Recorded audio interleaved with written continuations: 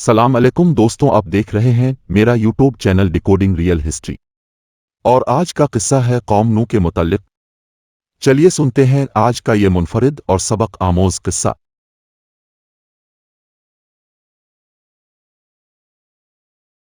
नूह अलैहिस्सलाम किस कौम की तरफ मबूस हुए? हर नबी और पैगंबर किसी न किसी कौम की जानिब मबूस हुए हैं। चुनांचे मूसा अलैहिस्सलाम बनी इसराइल की तरफ, साले अलैहिस्सलाम कौम सुमरिद की तरफ, हूद अलैहिस्सलाम कौम आद की जानिब और मोहम्मद रसूल अल्लाह कुरैश की तरफ, बल्कि सारे जहां की तरफ पैगंबर बनाकर भेजे गए। इसी तरह नूह अलैहिस्सलाम किस कौम की तरफ मबूस हुए थे? जानना चाहिए कि हज़रत नूह अलैहिस्सलाम काबील बिन आदम और शियस बिन आदम की औलादों की जानिब मबूस हुए।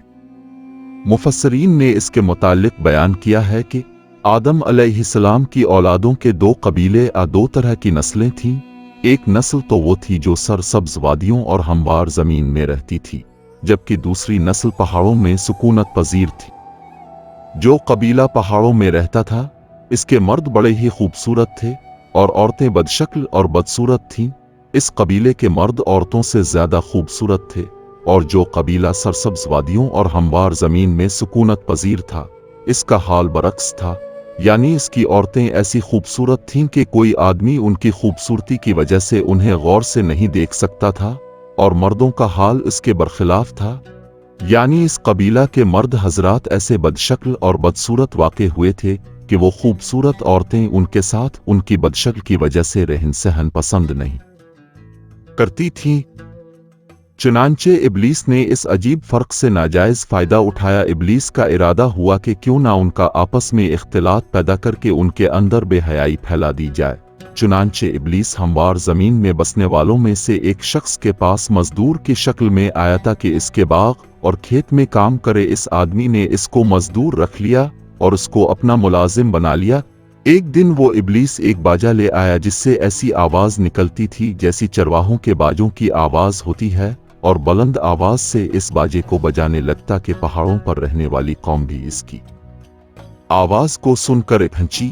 चुनांचे जब उन्होंने ये आवाज सुनी तो फौरन आ गए और एक मजमा लगा लिया। फिर लोगों ने हर साल इस दिन को ईद और मेले का दिन मुकर्रर कर लिया, जिसमें सरसब्ज वादियों की औरतें भी अपने खूबसूरती और जमाल के साथ बन सांवर कर आती, जिन्हें फिर मर्द हजरात देखते। पहाड़ों पर रहने और बसने वाले लोगों में से एक आदमी ये मंजर देखकर बेताबी के साथ दौड़ता हुआ अपने दोस्तों के पास गया और वहां का सारा वाकया बयान किया। चुनांचे वो लोग भी उनके साथ आकर शामिल हो गए।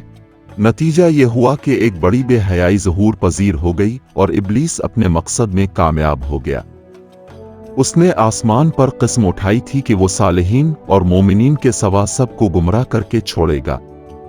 काबील की औलादें ज्यादा हुई थीं, गुनाह और नाफरमानी के काम भी जाहिर होने लगे और जमीन में फसादात बढ़ने लगे।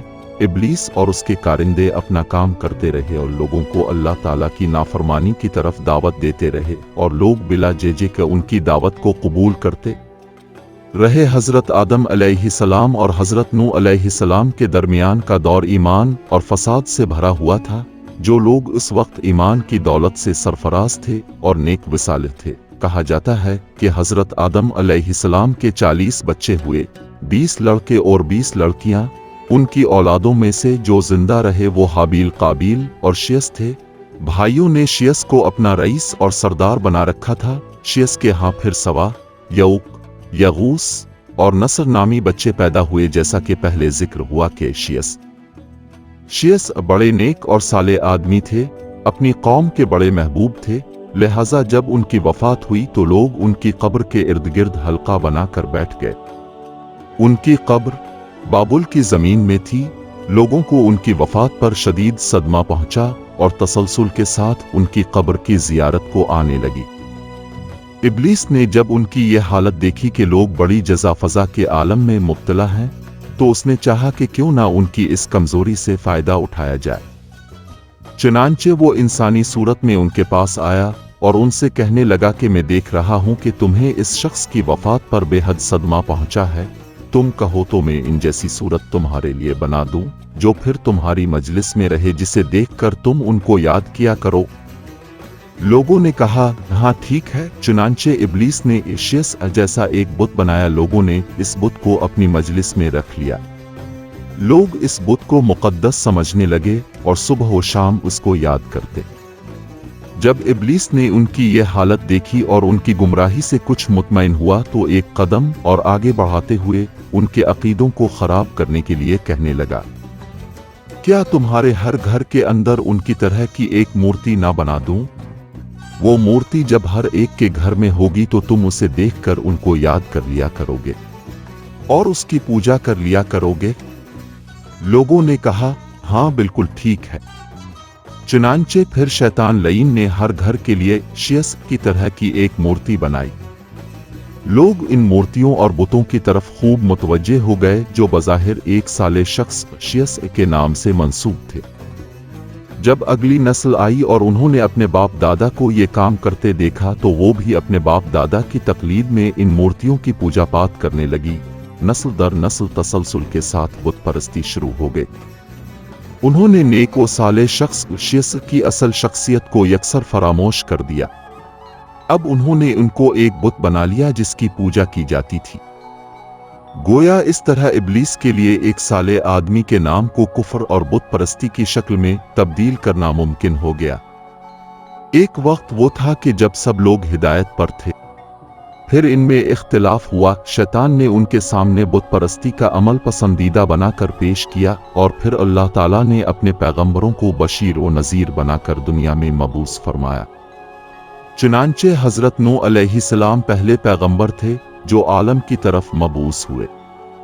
जब कौम ने अल्लाह ताला की नाफरमानी, शराब नोशी और दीगर बुराइयों के इर्तिकाब की ठान ली और इताअत खुदाबंदी से रूगर्दानी जारी रखी तो अल्लाह ताला ने इस कौम की तरफ नूह अलैहिस्सलाम को मबूस फरमाया। बिसत के वक्त उनकी उम्र एक कौल के मुताबिक 350 साल की थी और एक कौल के मुताबिक 480 साल की थी। चुनांचे हजरत नूह अलैहिस्सलाम 950 साल अपनी कौम को तौहीद की दावत देते रहे। बाद अज़ां 350 साल जिंदा रहे। बाज़ कहते हैं कि नूह अलैहिस्सलाम ने अपने दूर नबुव्वत में कौम को 120 साल तौहीद की दावत दी। जब किश्ती पर सवार हुए थे इस वक्त उनकी उम्र 600 साल थी। इसके बाद 350 साल जिंदा रहे। हजरत नूह अलैहिस्सलाम अल्लाह ताला के इरशाद आली के मुताबिक अपनी कौम में 950 साल क़याम पजीर रहे। लोगों को सरा और जहरा दावत इली अल्लाह देते रहे। दावत व तबलीग का सिलसिला सदी दर सदी चलता रहा मगर कौम उनकी दावत पर लब्बैक कहने को तैयार न हुई। इसी हाल में 3 सदियां गुजर गईं और नूह अलैहिस्सलाम उनको हर तरह से दावत तौहीद देते रहे लेकिन कौम अपनी साबिका हालत पर कायम रही। कौम हजरत नूह अलैहिस्सलाम की दावत तौहीद को न सुनती थी और न उसको कबूल करती थी। जब भी नूह अलैहिस्सलाम उनको तौहीद की तरफ दावत देते, आखिरकार खुदावंद ने कौम नूह पर अजाब भेजने का इरादा किया और नूह को हुक्म दिया कि एक कश्ती तैयार करे जिसमें हर एक जानदार को एक एक जोड़ी की शक्ल में सवार कर ले। जब सारा काम मुकम्मल हो गया और कश्ती जमीन के ऊपर खड़ी हो गई तो नूह और उनके असहाब हुक्म खुदाबंदी का इंतजार करने लगे। अल्लाह ताला ने तन्नूर से पानी के निकलने को उसकी निशानी करार दिया था और हजरत नूह से फरमा रखा था कि जब तुम देखो कि तन्नूर से पानी निकलना शुरू हो गया तो अपने असहाब के हमरा इस कश्ती में सवार हो जाना और इसमें जानवरों का जोड़ा जोड़ा भी चढ़ा लेना, जैसा कि इस आयत मुबारका में अल्लाह ताला फरमा रहे हैं।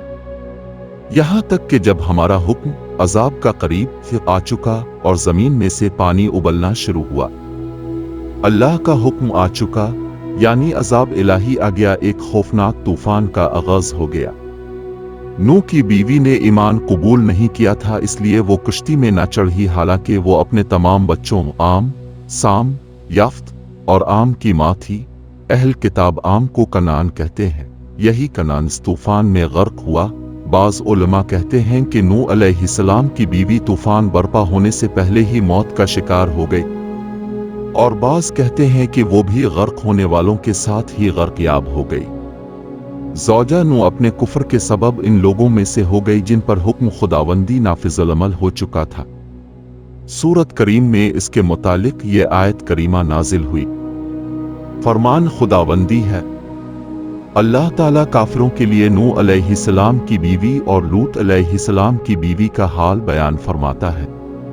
وہ دونوں ہمارے خاص بندوں میں سے 2 بندوں کے نکاح میں تھیں، سو ان عورتوں نے ان دونوں بندوں کا حق ضائع کیا تو وہ دونوں نیک بندے اللہ کے مقابلے میں ان کے ذرا کام نہ آ سکے۔ آخر میں دعا ہے خداوند ہمارا شمار بھی کشتی نوح کے سواروں اور نجات یافتہ لوگوں میں سے کرے۔ ویڈیو پسند آئے تو ویڈیو کو لائک ضرور کریں۔ اللہ اب سب کا حامی و ناصر ہو۔